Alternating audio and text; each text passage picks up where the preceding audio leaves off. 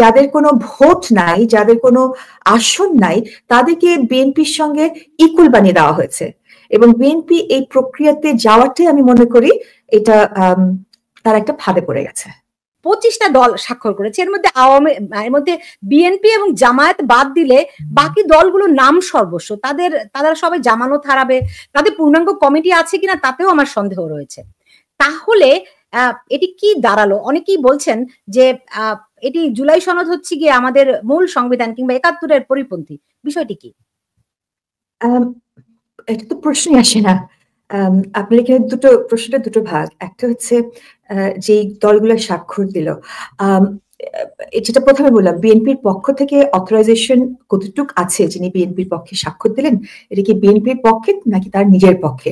কারণ বিএনপির পক্ষ হতে গেলে তো একটা প্রক্রিয়া দরকার। বিএনপির এত ভোটার এবং তাদের দলীয় বিভিন্ন যারা আছেন সবাই মিলে এটা তাকে অথরাইজেশন দিয়েছেন কিনা, এই প্রক্রিয়াটা কিন্তু মিসিং। সো এত বড় কাজ করতে হলে তো আপনার অথরাইজেশন লাগবে, ম্যান্ডেট লাগবে। আপনার দলের আপনার শীর্ষস্থানীয় যারা আছে, মিডল লেভেলে যারা আছে, তৃণমূলে যারা আছে, সকলের একটা ম্যান্ডেট লাগবে। So ওয়ের is that mandate?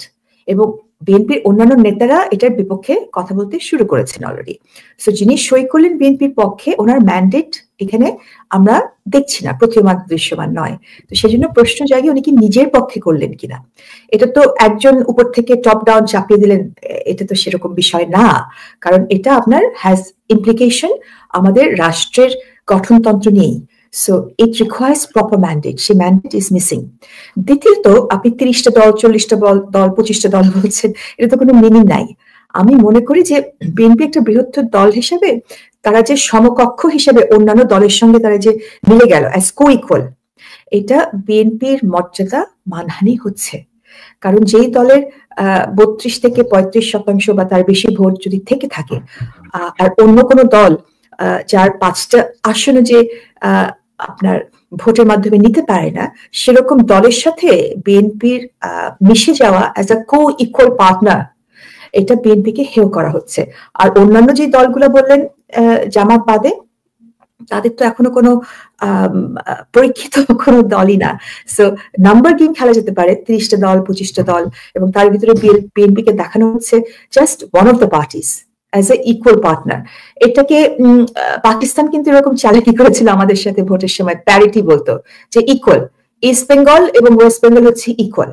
এটা শুনতে খুব ভালো লাগে যে ইকুয়াল মনে হচ্ছে, প্যারিটি, কিন্তু ইস্ট বেঙ্গলে তো ভোটার সংখ্যা বেশি, ওয়েস্ট বেঙ্গলে তো ভোটার সংখ্যা কম। তো 1% 1 ভোট হলে আমরা তো ইকুয়াল হতে পারি না। বেঙ্গল বলছেন নাকি ওয়েস্ট পাকিস্তান বলছেন? West Pakistan, sorry, I stand corrected. East বেঙ্গলের ভোটের সংখ্যা বেশি, ওয়েস্ট পাকিস্তানে ভোটের সংখ্যা কম। এখানে যদি এক ব্যক্তি এক ভোটের হিসাবে আমরা যাই, তাহলে আমরা ইকুয়াল হই না, প্যারিটি হয় না, আমরা গ্রেটার হই। কারণ সবার ভোটের মূল্য সমান। বাঙালির রক্ত লাল, ওয়েস্ট পাকিস্তানের রক্ত লাল, সেখানে তাদেরকে প্যারিটির নামে একটা হায়ার পজিশন দেওয়াটা ঠিক না। এইখানে একই কাজ হচ্ছে। এখানে যাদের কোনো ভোট নাই, যাদের কোনো আসন নাই, তাদেরকে বিএনপির সঙ্গে ইকুয়াল বানিয়ে দেওয়া হয়েছে। এবং বিএনপি এই প্রক্রিয়াতে যাওয়াটাই আমি মনে করি এটা তার একটা ফাঁদে পড়ে গেছে। জি, কিন্তু আপনি দেখেন যে খুবই এটা বিস্ময়কর যে বিএনপি ইন্ডেমনিটির পক্ষে অবস্থান নিল। আপনি দেখেন এখানে যারা গণহত্যা করেছে, পুলিশ হত্যা করেছে, এদেরকে একটা ইন্ডেমনিটি দেয়া হলো। মানে যারা নিজেদেরকে জুলাই যোদ্ধা বলে দাবি করছে, যারা পুলিশকে হত্যা করেছে কিংবা লুটতরাজ করেছে, ধ্বংস করেছে, অস্ত্র লুটপাট করেছে, তাদেরকে ইন্ডেমনিটি দেওয়া হলো। এই বিএনপি কিন্তু আপনি জানেন যে 75-এর হত্যাকাণ্ডকে ইন্ডেমনিটি দিয়েছিল, তারা অপারেশন ক্লিন হার্টের ইন্ডেমনিটি দিয়েছিল, আলটিমেটলি সেগুলো কিন্তু ধোপে টেকেনি। তো বিএনপি কি বুঝে এখন আবার ইন্ডেমনিটি দিতে গেল? আমি যেটা আপনাকে বললাম, যাদের ইন্ডেমনিটি দরকার তাহলে কিন্তু এরকম একটা আপনার ভিত্তিহীন বা যে দলিলটাকে পরে রাষ্ট্রদ্রোহী সামিল বলা যেতে পারে, সেরকম দলিলে কিন্তু তারা সই দেয়নি, এটা বিএনপি সই দিয়ে দিল। সো এই লায়াবিলিটি তো বিএনপি ঘাড়ে এসে পড়বে কোনো না কোনো সময়, তাই না? সো এই জন্য আমি বলছি বিএনপিকে একটা ট্র্যাপে ফেললো কিনা। যাদের দাবি এটা, তারা কিন্তু এর ভিতরে নেই। তারা আপনার চালাকি করে আয় আয় তু তু আয় আয় আয় আয় বলে বলে বিএনপিকে এই ট্র্যাপে ঢুকিয়ে ফেললো। বিএনপি সই দিল, কিন্তু যাদের দাবি এটা তারা এখানে মোটেও নেই। এটা ইন্টারেস্টিং না? ইন্টারেস্টিং। তারা নেই কেন আপা? নাকি অনেকে অভিযোগ করছেন তাদেরকে খুব পরিকল্পিতভাবে যে মেটিকুলাস ডিজাইন সেই অংশ হিসেবে তাদেরকে মাঠে রাখা হয়েছে, পরবর্তীতে আরো যে সমস্ত মানে ঘটনা ঘটবে যাতে তারা মাঠ দখলে রাখতে পারে। এই অভিযোগটি এসে আপনার কাছে কি মনে হয়? হ্যাঁ, আমার কাছে সেরকম মনে হয়। এবং এখানে দেখেন ঘটনাগুলোকে আরো পরিবর্তনশীল হতে পারে ফিউচারে।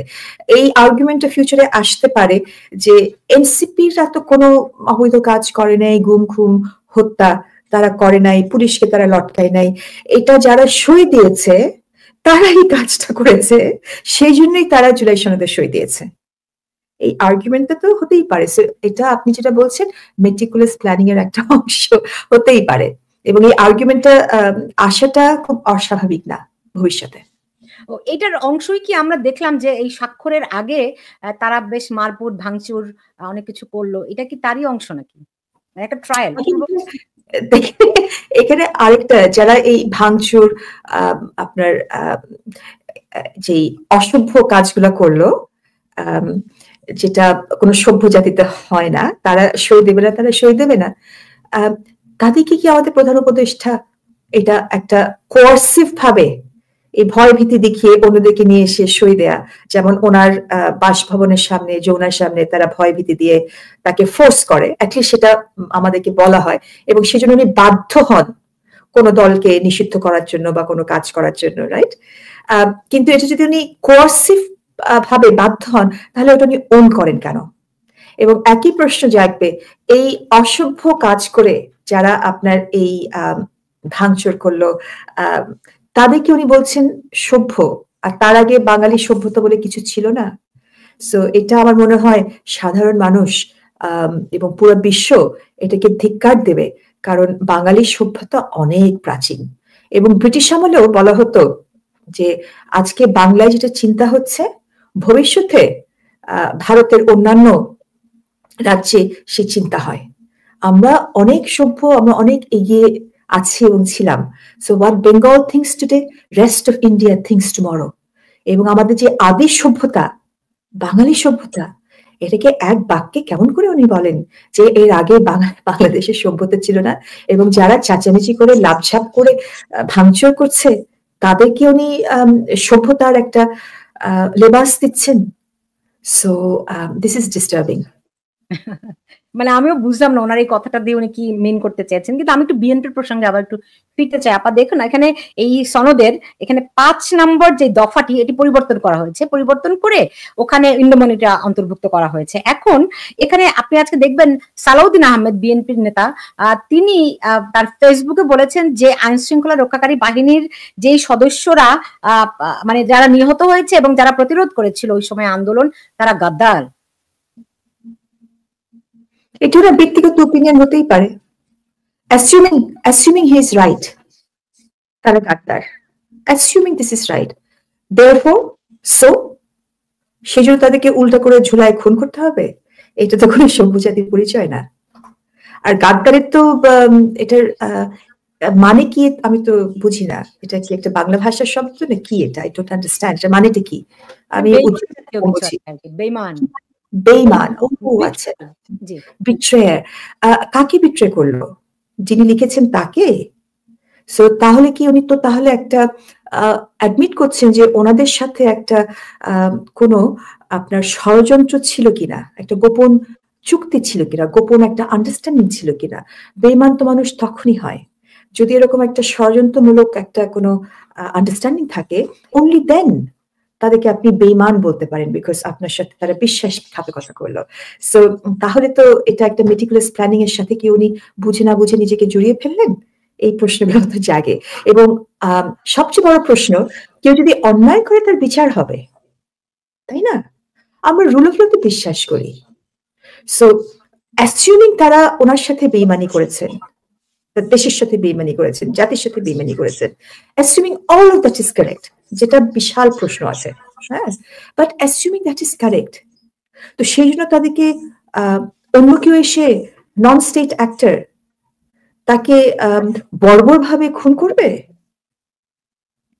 That is not right. তাকে তো আপনার দোষী সাব্যস্ত হলে একটা আপনার প্রক্রিয়া যে আছে আমাদের রাষ্ট্রের কাঠামোর ভিতরে, সেখান থেকে তাকে নিয়ে গিয়ে তারপরে তাকে কনভিকশন করতে হবে।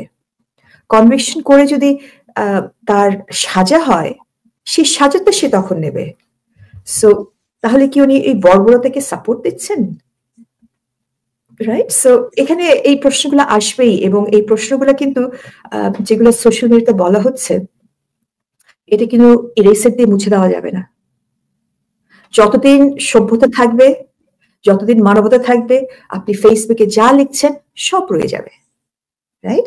সো এখান থেকে তো আপনি যদি এখন এটাকে ইরেজ করা হয়, পোস্ট তুলে নেওয়া হয়, কারো না কারো এটা কিন্তু অলরেডি কারো না কারো এটাকে স্ক্রিনশট নেওয়া আছে, বা কারো এটাকে অন্যদিকে ছড়িয়ে দিয়েছে। It is not possible.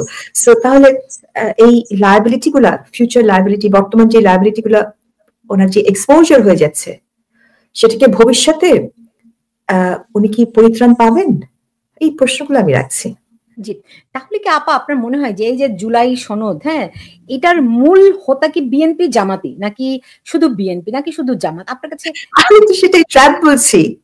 জি যারা এই কাজগুলো করলো, তাই না, তারা এখানে সই দিল না। যারা ইন্ডেমনিটি চাচ্ছে তারা দিল না। পরে তো এই আর্গুমেন্টই আসতে পারে যে এখানে আসলে এই পুলিশ হত্যার